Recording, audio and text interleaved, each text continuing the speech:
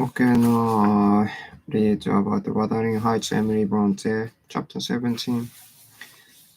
So, quick skim.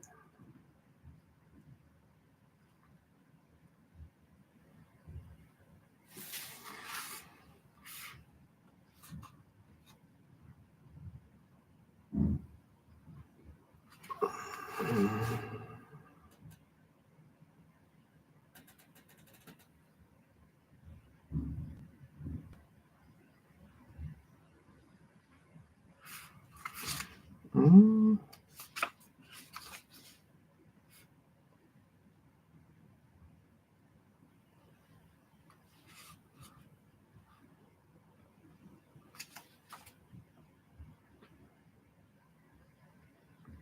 Ungrown Catherine.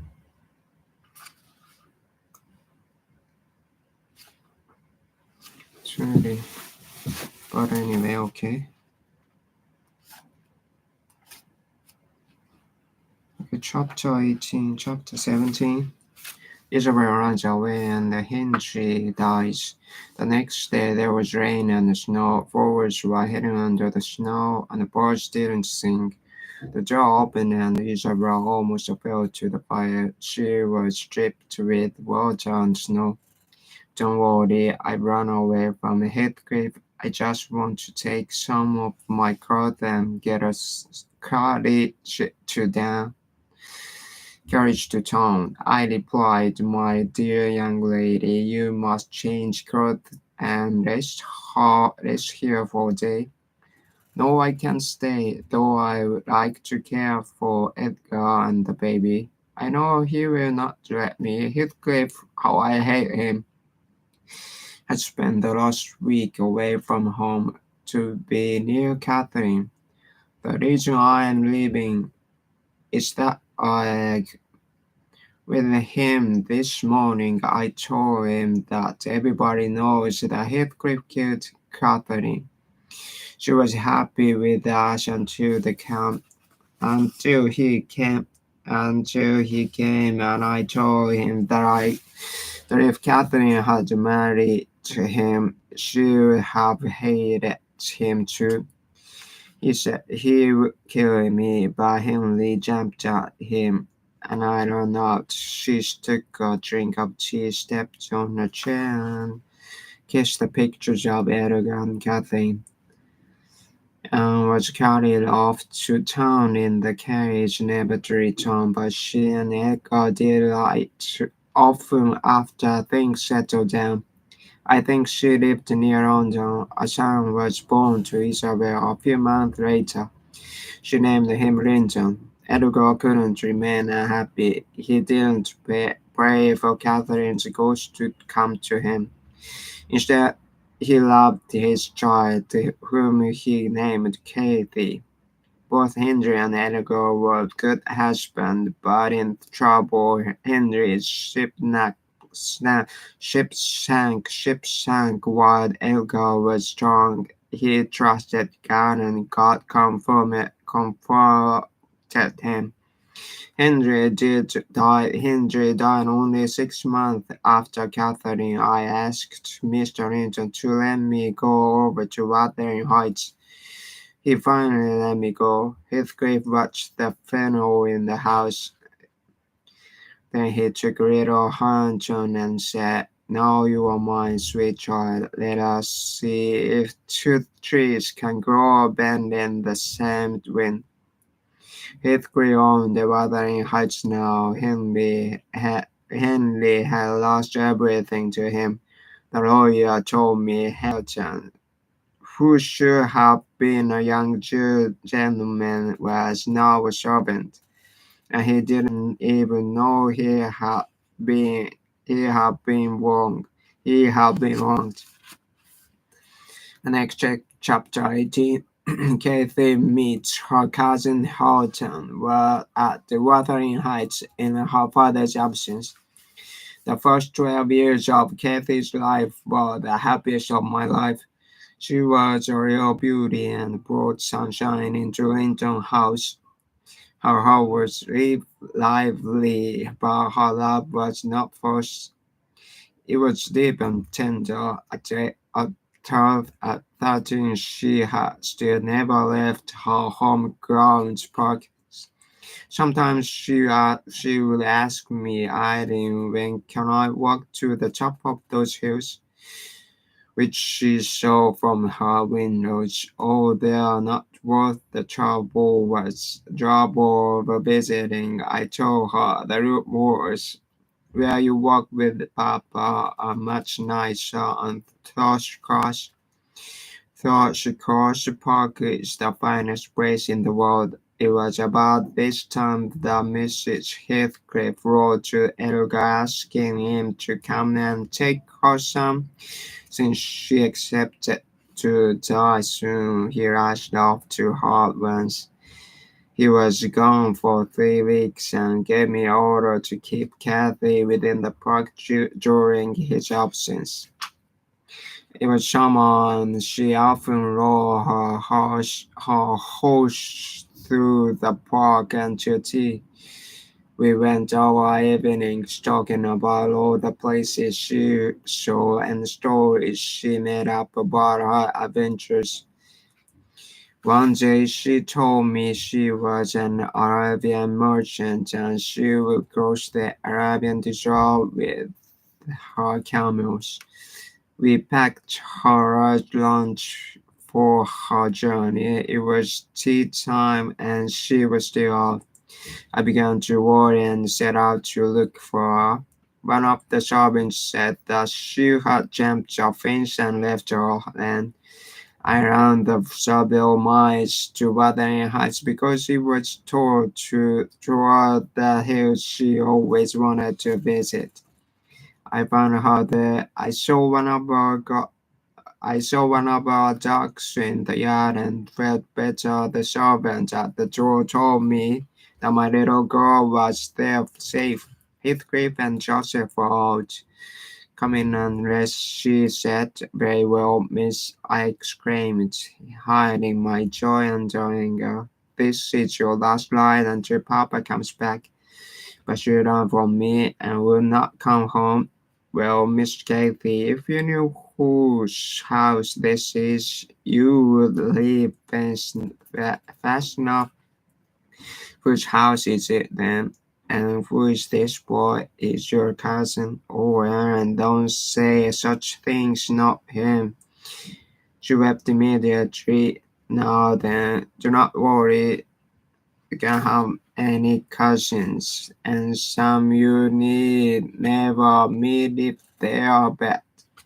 I smiled at Kathy's despair. Hareton was strong and handsome. His mind was also better than his father's. I thought he was wasted in this wilderness. Joseph told the boy pride in his name, but he was terribly frightened of Heathcliff. However, Heathcliff was too sad to trouble anyone these days when we were home. I explained to Kathy that perhaps I would be sent away if she told her father that we had gone to Wuthering Heights, so she promised to keep quiet.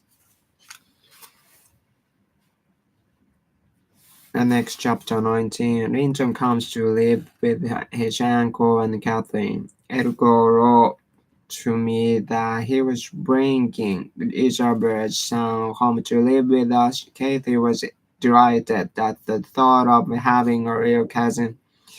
She couldn't sit still on the day of their arrival, and finally we went down and sat on the grassy bank until we saw their carriage coming up the road. Father and daughter had much to talk about before she thought of her cousin. I glanced into the carriage and saw a weak boy who looked like Edgar, but who also looked disagreeable. And like Edgar, when Edgar introduced the two, the boy didn't greet Catherine, but instead asked to go directly to bed. Tears were in his eyes. Kathy wouldn't let him rest soon. She carried tea to him and made him drink, touching his clothes and kissing his cheek. This made him smile, The very evening Heathcliff sent Joseph over to our house to demand that we send Linton over to him instantly. Mr. Linton thought how his sister had asked to keep the boy away from Heathcliff, but he couldn't find a way. Joseph was sent away that night, but promised that Heathcliff would come himself in the morning. Okay, next chapter 20. Linton goes to live with his father Heathcliff.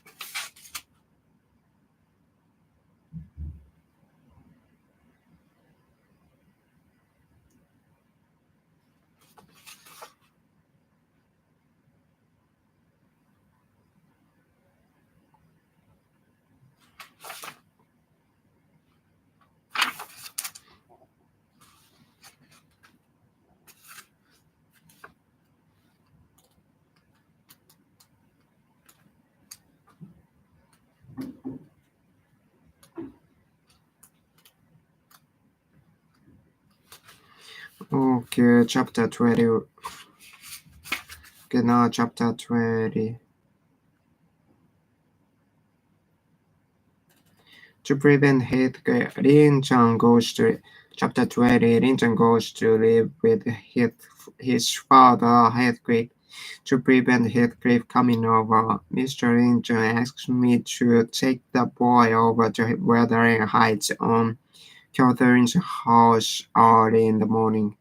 But do not tell my daughter where the boy was gone. Just say that his father sent her for him. When I woke the boy and told him he was to visit his father, she said, "But Mama never told me that I have father. I would rather live with Uncle." I told him, "Now you should try to love your father as you loved your mother. Then he will love you, Uncle, and Kathy will come to visit you from time to time." I made up stories so that he would come with me. "What is my father like?" he asked. Is he as young and handsome as Uncle?" "He's young, but he's taller and stronger, and he has black hair and eyes." "Why did he never come to visit Mama and me?" "Well, Master Linton, 300 miles in the wrong way, and perhaps he didn't intend to visit you, but then one summer passed to the next, and so the time went. Do not ask him about this, it will only disturb him." We reached the house, and Heathcliff came to the door to greet us. "So this is my son. What have they raised him on? Snails and straw milk?"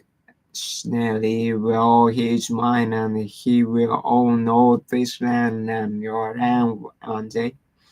Only for that reason I will keep him, otherwise I hate him for the memories he brings. But I will take care of him. Don't worry, I had hoped he would be an object of pride. I'm bitterly disappointed. I tried to live quietly, but the boy saw me and cried out, 'Don't leave me. I'm not stay here.' The door closed and I loped off quickly."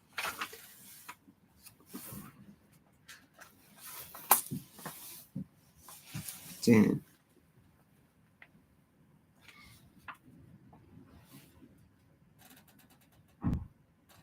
yeah, then,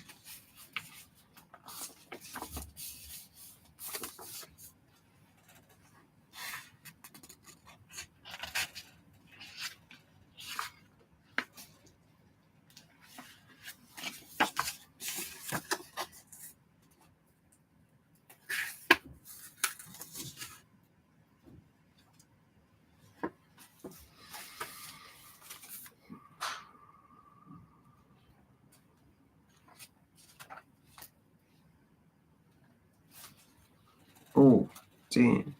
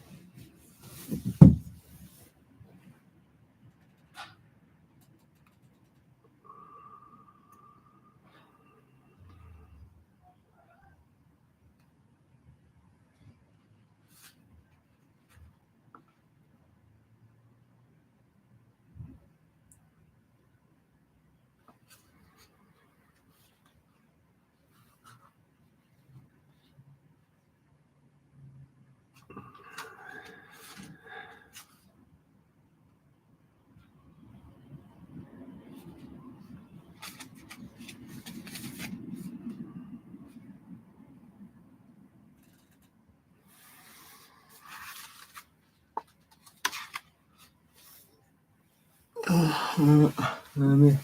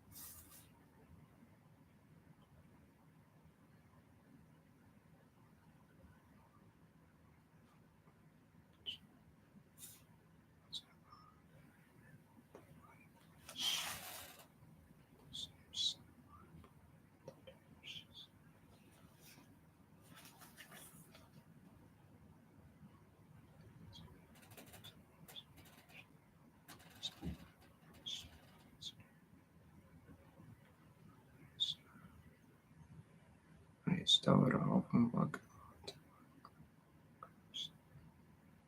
the views, sometimes the evenings.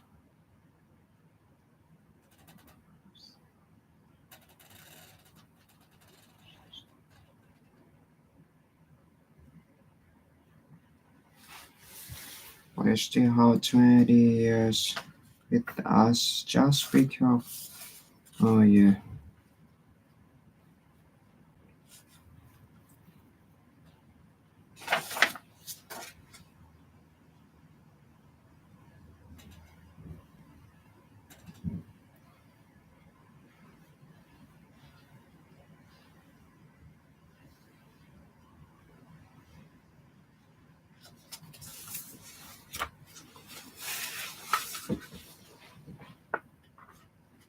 Okay, chapter 21. Catherine and Angel fall in love. Kathy cried and cried when she could not find her cousin the next morning.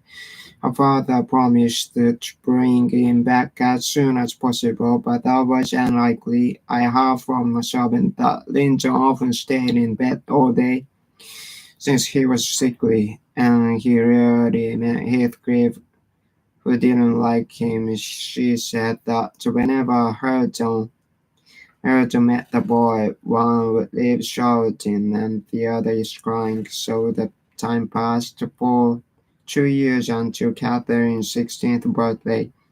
Edgar used to spend that day quietly every year because it was also the day of his wife's death.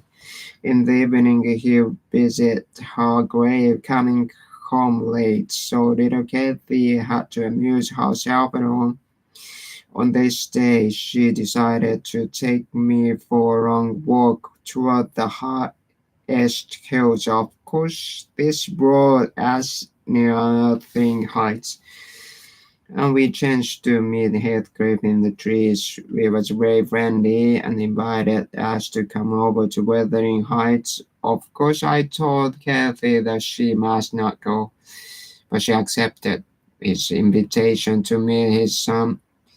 On our way, I scolded Heathcliff for inviting Kathy, but he said that if the cousins were in love and married, she would be joint successor with the boy in John. Well, I will never let her come to your house again, I said. When Kathy met Linton, she was shocked to find that he was living so close, so they gazed at each other's changes.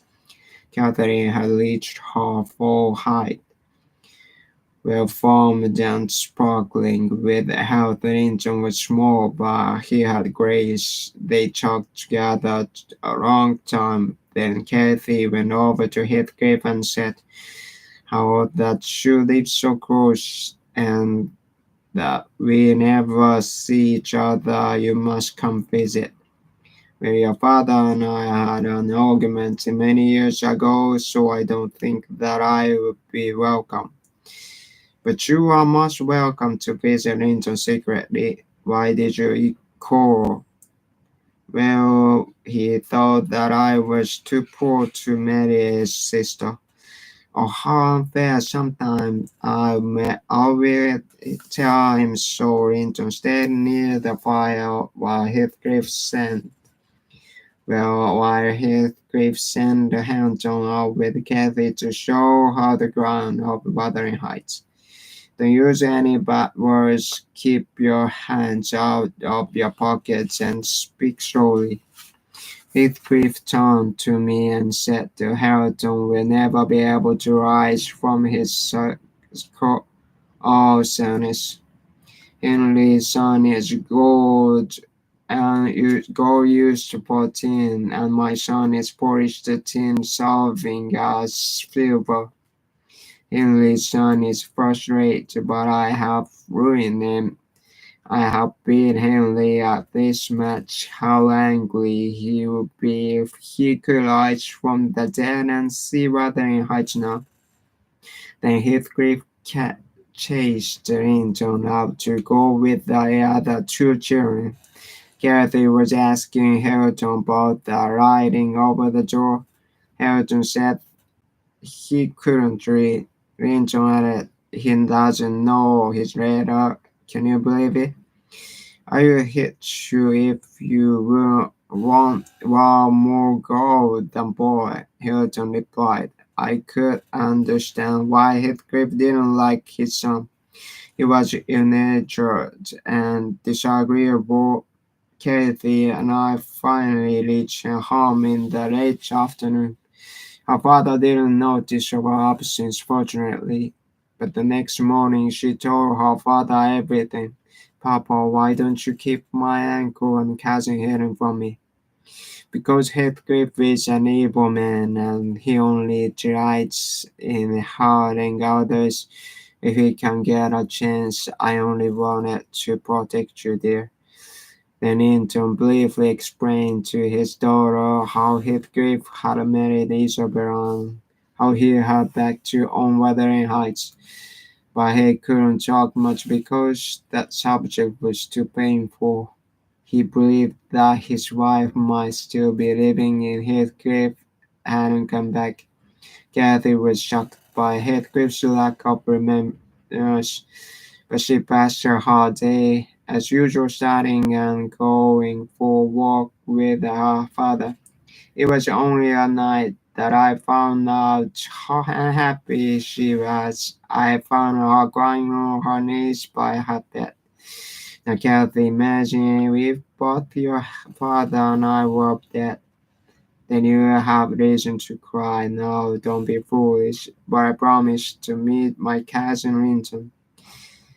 And now he will be waiting for me. Never mind, off to sleep. But over the next few months, I often found her sitting around with a book, and when I came near, she crossed it with the letters inside. Finally, I found her drawer full of letters from Linda in her room. They have been writing to each other almost daily. I watched her carefully the next morning and saw that one of the servants picked up her letter and delivered Linton's every morning. It was raining in the afternoon, so she went up to look through the old letters. They were gone. She came flying downstairs. Aaron, come upstairs quickly. I'm sick. Give me the letters. Aaron, I promise I will not write anymore. And please do not tell Papa. I will burn them. Or I will show your father I will not return them.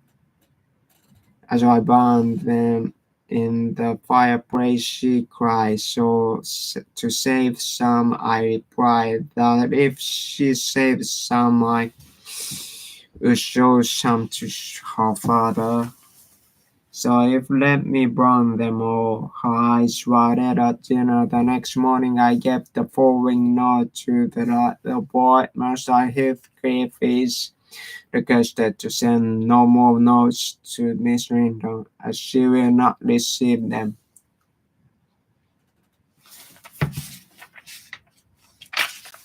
Okay, next chapter 22. Heathcliff begs Cathy to leave Vincent. Summer was finishing, but some of the harvest was left that year. Mr. Rington and his daughter often walked out among the workers in the fields. Sometimes the evenings were very cold, and soon my master came cold to a bad cold. He had spent the whole winter in bed. Poor Kathy, her comments over, and her father sick. I went with her on her walks, but she was not happy. One day I put my arm around her and asked her what the matter was. Then she sobbed. Oh, I can forget your words, Eden. What will I do when you and Papa are dead and I am by myself? Life will be too empty. No one knows, and it is wrong to look for happiness. You may die before us. Your father only has a cold, and I am still very strong at the 45.